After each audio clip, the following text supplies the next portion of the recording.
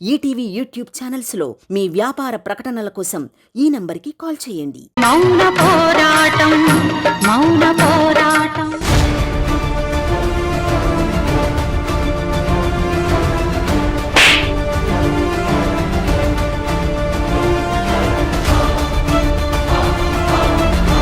చూడు, నా పిల్లలు నా ప్రాణం. వాళ్ళు క్రౌంచ పక్షుల్లాంటి వాళ్ళు. జంటగా పుట్టకపోయినా జంటగానే బతుకుతారు.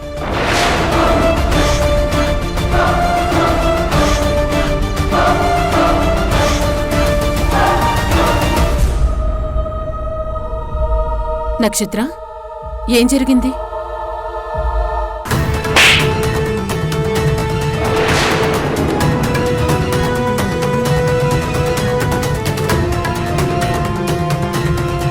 నా నుంచి వాళ్ళని విడదీయాలన్న ఆలోచన చంపేసుకో.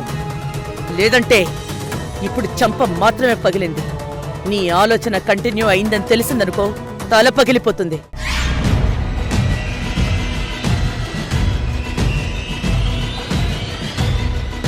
దుర్గ నిన్ను కొట్టిందా? చెంప మీద అంత అందంగా చేతి సంతకం కనబడుతుంటే దుర్గ నిన్ను కొట్టిందా అని అంత ఎక్స్ప్రెషన్ ఎందుకో? రఘురాం, నువ్వెదవ ఎక్స్ప్రెషన్లు ఇచ్చావంటే నా చేతి సంతకం నీ దవడ మీద పెడతాను. కొడుకులు విడిపోతారంటే నా చెంప పగలగొట్టింది. నిజంగా విడదీస్తే చంపేస్తుందంట. చంపేస్తుందా? ఎవరిని చంపుతుంది చూద్దాం. ఇదిగో, ఇలాంటి పిచ్చి మాటలు మాట్లాడే రాజశేఖర్ లాంటి వాడు జైల్లో కూర్చున్నాడు. రాజశేఖర్ జైలుకెళ్ళినా సైలెంట్ గా చేతులు ముడుచుకొని కూర్చుంటాననుకుంటున్నావా రఘురాం? ఏంటి, మళ్ళీ ఏదైనా ప్లాన్ చేయాలని చూస్తున్నావా? ఎందుకు సువర్ణ, సుఖంగా ఉన్న ప్రాణాన్ని దుఃఖం పెడతావు? రాజశేఖర్ని అరెస్ట్ చేయించినట్టే నిన్ను కూడా అరెస్ట్ చేయిస్తుందా దుర్గా? అరెస్ట్ చేయిస్తుందా? చెంప పగలగొడుతుందా? లేదంటే చెంప పగలగొట్టి అరెస్ట్ చేస్తుందా? నీకు పిచ్చి పట్టిందా? చిన్న మెదడు చిట్లిందా? లేక చిన్న మెదడు చితకడం వల్ల పిచ్చి పట్టిందా? రఘురాం, లేదంటే ఆ దుర్గా కొడుకుల విషయంలో చాలా సీరియస్గా ఉందని చెప్తుంటే అది చేసి ఇది చేస్తుందా, ఇది చేసి అది చేస్తుందా అని పిచ్చి కోసం లేస్తావేంటి? నా కోడలి చెంప పగలగొడితే నేనంత తేలిగ్గా వదిలేస్తానని ఎలా అనుకుంటున్నావు రఘురాం? వదిలేకేం చేస్తావు? బర్త్డేకేదో చేస్తానన్నావు, అవంతికి ఫుడ్ పాయిజన్ చేయించావు, మురారిని నక్షత్రని బయటికి పంపించేశావు. ఇన్ని చేసినా దుర్గ మళ్ళీ కొడుకుల్ని లైన్లో నిలబెట్టేసింది. ఇదిగో, రేపు మదర్స్ డే అంట. కొడుకులిద్దరూ కలిసి ఆ సెలబ్రేషన్స్ కూడా చేసుకోవాలని ఇందాకే డిసైడ్ అవుతుంటే వినేసొచ్చా. మదర్స్ డే సెలబ్రేట్ చేస్తారా? అంటే వాళ్ళు అన్ని సెలబ్రేషన్స్ చేసుకుంటూ ఉంటే నేను అలా చూస్తూ ఊరుకుంటానా? అమ్మో, ఈ సువర్ణకి ఎన్ని దెబ్బలు తిన్నా బుద్ధి రాదనుకుంటా. ఏం చేస్తాం, కొంతమంది మనుషుల్లా పుడతారు, కొంతమంది మనిషి రూపంలో ఖడ్గమృగాల శరీరంతో పుడతారు, అంతే. మళ్ళీ ఏదో చేయబోతోంది.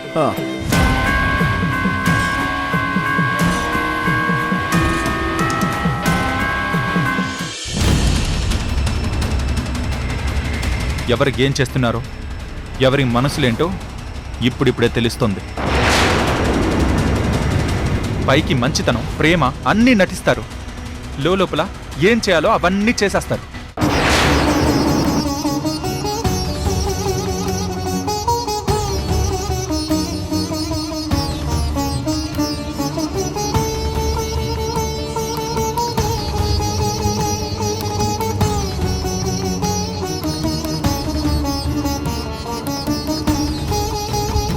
అవంతి, అత్తయ్య, కూర్చో కూర్చో. ఏంటి ఇక్కడ కూర్చున్నావు? ఏం ఆలోచిస్తున్నావు? ఏం లేదత్తయ్య, ఊరికే ఏదో అలా. నా దగ్గర ఎందుకు దాస్తున్నావు?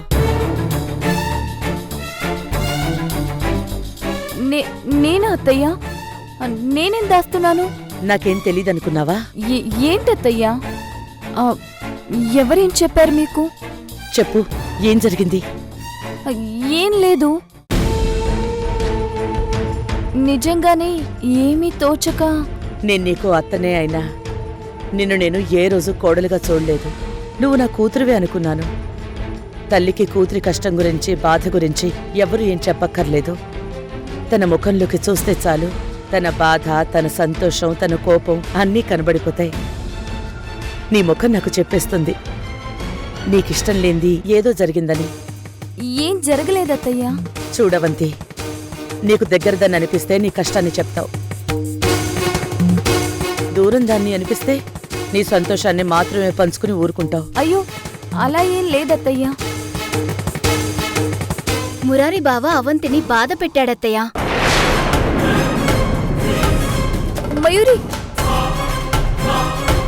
అవంతి, ఎందుకు దచ్చాలని చూస్తున్నావు? చెప్పు మయూరి, ఏం జరిగింది? మురారి బావ నిన్న అవంతిని చాలా బాధ పెడుతూ మాట్లాడాడత్తయ్యా. అవంతి ద్వారకా బావని బయట వాళ్ళని చేసి ఏవేవో మాటలన్నాడు. నాకే ఆ మాటలు విని చాలా కోపం వచ్చింది. పాపం అవంతి మాత్రం బాధపడ్డం తప్ప ఏమీ అనలేదు. వాడు ద్వారకతో మాట్లాడిన మాటలు విన్నాక ఎక్కడో ఏదో పొరపాటు జరిగిందనిపిస్తోంది. ఇప్పుడు నీతో కూడా వాడు అలాగే మాట్లాడడం తెలిసాక జరిగింది పొరపాటు కాదు, తప్పని అర్థమవుతోంది.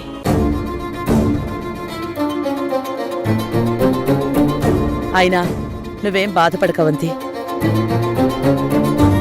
మురారితో నేను మాట్లాడేశాను కదా, వాడెప్పుడు మిమ్మల్ని ఇంక బాధ పెట్టడు. కానీ అత్తయ్యా, మురారి అలా మాట్లాడడంలో తన తప్పేమీ లేదు అనిపిస్తోంది. ఎవరో కావాలని తన మనసుని పొల్యూట్ చేసుంటారనిపిస్తుంది. నాకు తెలుసవంతి, నా కొడుకు ఎలాంటి వాడో నాకు బాగా తెలుసు. నిన్నటి వరకు ప్రేమాభిమానాలు చూపించినవాడు, చిన్నప్పటి నుంచి ఎవరిని బాధ పెట్టనివాడు, ఒక్క రోజులో ఇలా విషప్ మాటలు మాట్లాడుతున్నాడు అంటే ఇది నా కొడుక్కి సడన్ గా పుట్టిన బుద్ధి కాదు. ఇది ఆ సువర్ణ నక్షత్రాల పని అయి ఉంటుంది. నక్షత్రతో కలిసి వెళ్ళినప్పటి నుంచే వాళ్ళలో ఈ మార్పు గమనించాను. అవునత్తయ్య, ఇది ఖచ్చితంగా వాళ్ల పని. అత్తయ్య, బంగారం లాంటి మురారిని ఇలా చెడగొడుతున్నారంటే అసలు ఆ సువర్ణని మన ఇంట్లో ఉంచొద్దత్తయ్యా. ఆవిడ్ని పంపించేస్తేనే మనం సంతోషంగా ఉండగలమనిపిస్తుంది. ప్లీజ్ అత్తయ్య, సువర్ణని వాళ్ళింటికి పంపించేయండి. పంపించేస్తానవంతి, కానీ పంపించేస్తే తను బయట నుంచి మురారి కోసం ఎలాంటి దారుణానికైనా తెగిస్తుంది. తను మన దగ్గరుంటేనే రాజశేఖర్ ఎలాంటి ప్లాన్లు వేస్తున్నాడు అని ఏదో ఒక టైంలో తెలుసుకోగలుగుతాం. అదేంటత్తయ్యా, రాజశేఖర్ జైల్లో ఉన్నాడు కదా. మనిషిని జైల్లో పెట్టొచ్చు గాని ఆలోచనల్ని జైల్లో పెట్టలేం కదా. కానీ రాజశేఖర్ ఆలోచన బయటికెలా వస్తుందత్తయ్యా? సువర్ణకి యాక్సిడెంట్ అయ్యాక మన ఇంటికొచ్చినప్పటి నుంచే రఘురాం 5 సార్లు జైలుకు వెళ్లి రాజశేఖర్ని కలిసొచ్చాడు.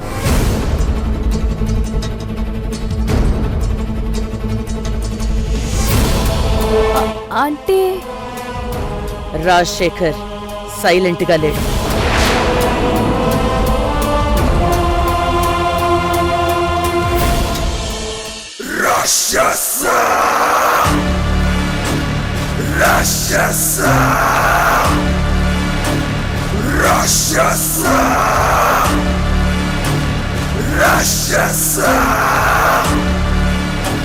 రాజశేఖర్ గారు, ఎందుకు ఆ ప్లేట్ నెల గీక్తున్నారు?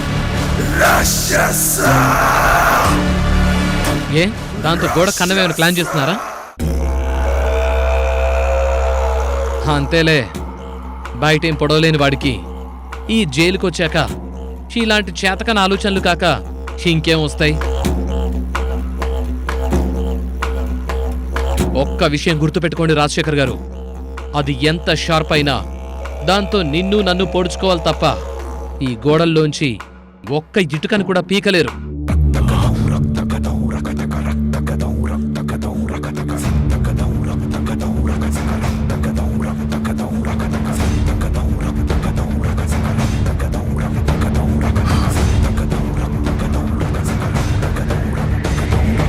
ఇప్పుడు పదునుగా ఉంది. ఏంటి నీ మాట, దీని పదును అంటే? నాకు అర్థం కాలేదు. ఇప్పుడు నువ్వు నన్ను చాలా పదునైన మాటలతో గాయపరిచావు. అయితే ఇప్పుడు ఏం చేస్తారు? దాంతో నన్ను పొడుస్తారా ఏంటి? నిన్ను ఆ సెంట్రీలతో చెత్త కొట్టుడు కొట్టేస్తాను.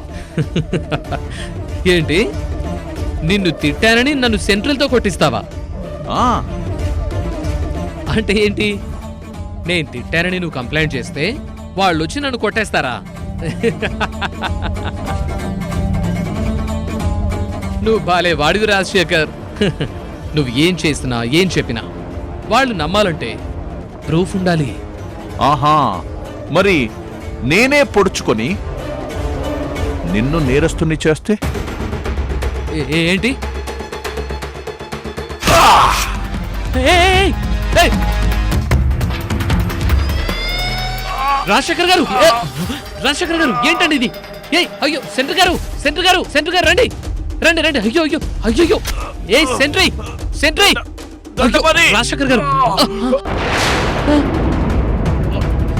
సూరిబాబుని వెళ్ళి జైలు కనిపించినప్పుడు ఎందుకు దండపని నన్ను పొడిచావు? నేను ఎక్కడ పొడిచాను? నువ్వే కదా.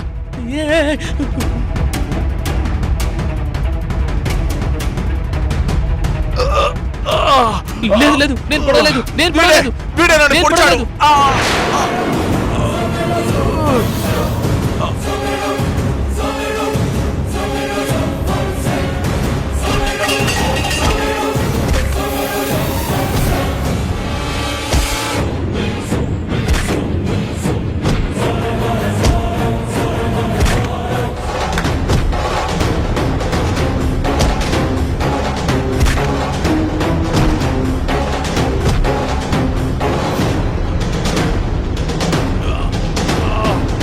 ఏయ్, బయట పోలీసు భయ ఉండి జైల్లో ఖైదీ అయి ఉండి పక్కవాడిని పొడుస్తావా? ఏ సెంట్రీ, ముందు రాజశేఖర్ని హాస్పిటల్ తీసుకెళ్ళండి.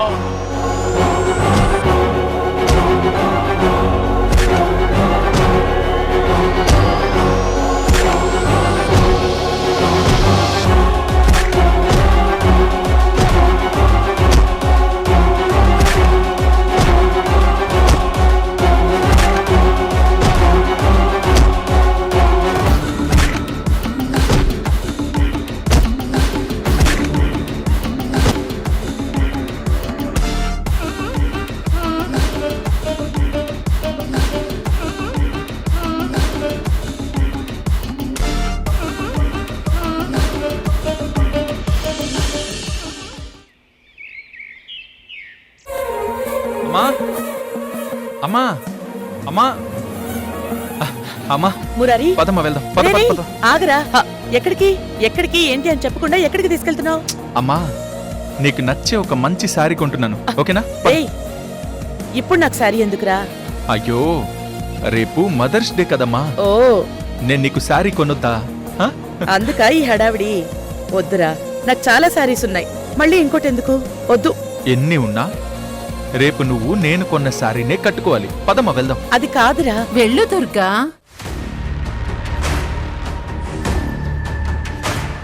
మురారి అంత ప్రేమగా పిలుస్తుంటే వెళ్ళనంటావేంటి? నా కడుపున పుట్టినవాడు నన్ను అమ్మ అండు. నాకు మదర్స్ డే గ్రీటింగ్స్ కూడా చెప్పడు. నా కోసం సారీ కొనడు. కాని నీకు కొంటానంటున్నాడు. అయినా నువ్వు బతిమలాడించుకుంటున్నావు కానీ వాడితో వెళ్ళట్లేదు. ఎందుకు? ఓ, వీడు నీ కన్న కొడుకు కాదనా?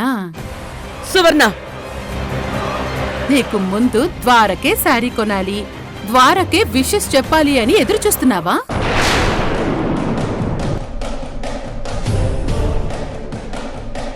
సువర్ణ, నీలో విషం ఉందని అందరిలో అదే ఉందనుకోకు. మరి మురారి పిలవగానే ఎందుకు వెళ్ళట్లేదు? శారీస్ ఉన్నాయి, అవున్నాయి, ఇవున్నాయని ఎందుకు వంకలు చెప్తున్నావు?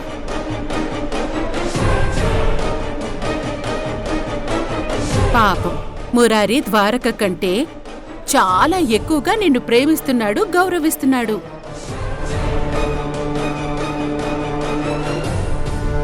అయినా నువ్వు నీ కొడుకుగా ద్వారక మాత్రమే ముందుండాలి అనుకుంటున్నావా? నోర్మోయ్, పిచ్చి పిచ్చిగా వాక్కు. నీకసలు బుద్ధి జ్ఞానం అనేది పెట్టలేదా దేవుడు? మీదసలు నోరా చెత్త కుప్ప. ఇచ్చిన గౌరవం నిలబెట్టుకోవడం నీకు చేత కదా?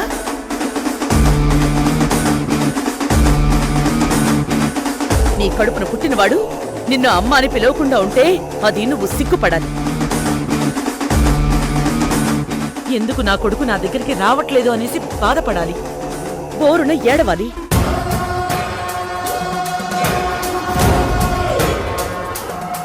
అది మానేసి నా కొడుకు నిన్నే తల్లిగా చూస్తున్నాడు, ద్వారక కంటే ఎక్కువగా ప్రేమిస్తున్నాడు అని విషప్ మాటలు మాట్లాడతావా? నీ మాటలు విని నా కొడుకు నా మీద ద్వేషం పెంచుకోవాలనే కదా నీ ప్లాన్? నా కొడుకులిద్దరి మధ్య డిఫరెన్స్ క్రియేట్ చేయాలనే కదా నీ ఆలోచన? అమ్మా, ఈవిడ బుద్ధే శకుని బుద్ధి. అన్ని వంకర ఆలోచనలే చేస్తుంది. ఆలోచనలు వంకరగా ఉంటే పనులు తిన్నగా ఎలా చేస్తుంది? ఇలాంటి వంకర మనుషులతో నీలా ముక్కుసూటిగా ఉండడం కరెక్ట్ కాదమ్మా. ఇలాంటి వాళ్ళని ఇంట్లో ఉంచడం కరెక్ట్ కాదు. నేను మురారి ఆగు. అమ్మా, ఈవిడ నన్ను కన్న కొడుకు, నా కన్న కొడుకు అని ఆవిడ గుండెల్లో ప్రేమతో వచ్చే మాటలు కాదమ్మా. నాలుక చివరి నుంచి వచ్చే మాటలు. నిజంగా కొడుకు మీద ప్రేమే ఉంటే ఆ కొడుకుతో ప్రేమగా ఉంటే సరిపోతుంది. కానీ ఇలా కుటుంబంలో చిచ్చు పెట్టి విడదీయాలనుకోదు. నిన్ను ఓడించాలనే ఆలోచన చెయ్యదు. ఈవిడ నా మీద ప్రేమతో రాలేదని నాకు బాగా తెలుసమ్మా. వాళ్ళ కాంట్రాక్ట్ మీద ప్రేమతోనే వచ్చింది. అసలు ఇలాంటి వాళ్లతో మాట్లాడటమే తప్పు. వదిలే. చూసావా, నీ మాటలు నా మీద కాదు నీ మీదే రివర్స్ అవుతున్నాయని తెలుసుకున్నావుగా. నిజంగా నువ్వు కన్న తల్లివే అయితే పిల్లల మధ్య డిఫరెన్స్ చూడు. పిల్లల ముఖాల్లో ఆనందాన్ని చూస్తావు, పిల్లల కళ్ళల్లో వెలుగు చూస్తావు. కానీ నువ్వు ఈ జన్మలో అలా చూడలేవు. ఎందుకంటే నీలో అమ్మతనం కొంచెం కూడా లేదు.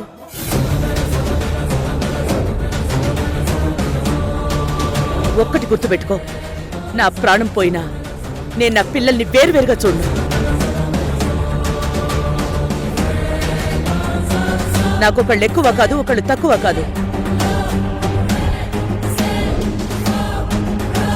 నా పిల్లలు నా కోసం ఏం చేసినా నాకు ఇష్టమే.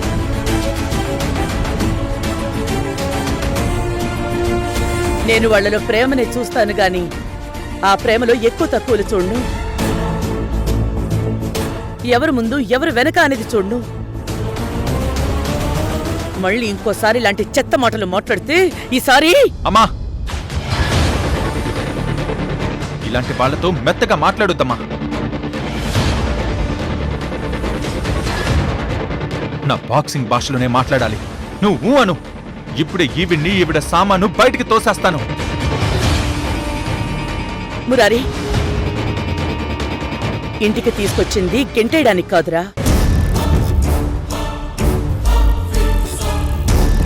ఇలాంటి మనిషికి తనకి నచ్చని మనుషుల మధ్య ఉండడమే పెద్ద శిక్షరా. వదిలే. పద, మనం షాపింగ్కి వెళ్దాం. రా.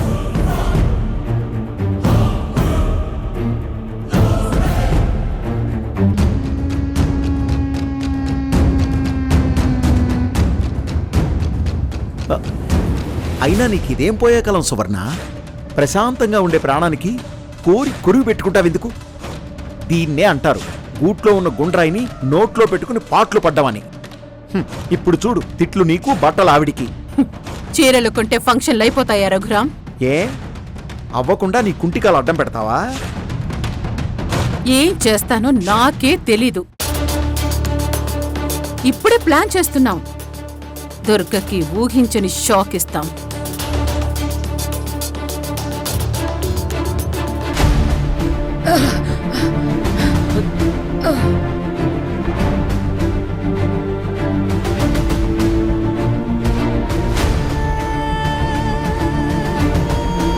మేడం, రేయ్,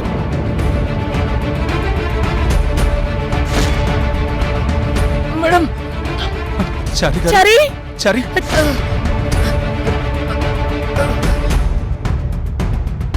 మేడం చారి చారి గారు. చారి గారు. చారి గారు. ఏమైంది చారి? చారి గారు ఏమైంది? చారి చారి ఏం జరిగింది? ఏంటి గాయం? అసలు ఏమైంది? మేడం వాడు వచ్చాడు. వాడెవరు? రాజశేఖర్.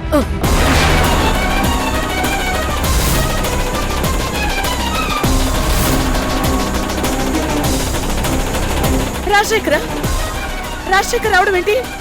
వాడు జైల్లో ఉన్నాడు కదా? లేదు మేడం, వాడు బయటే ఉన్నాడు. బయట ఉన్నాడా? ఎక్కడికి వచ్చాడు చెప్పు. మా ఇంటికి.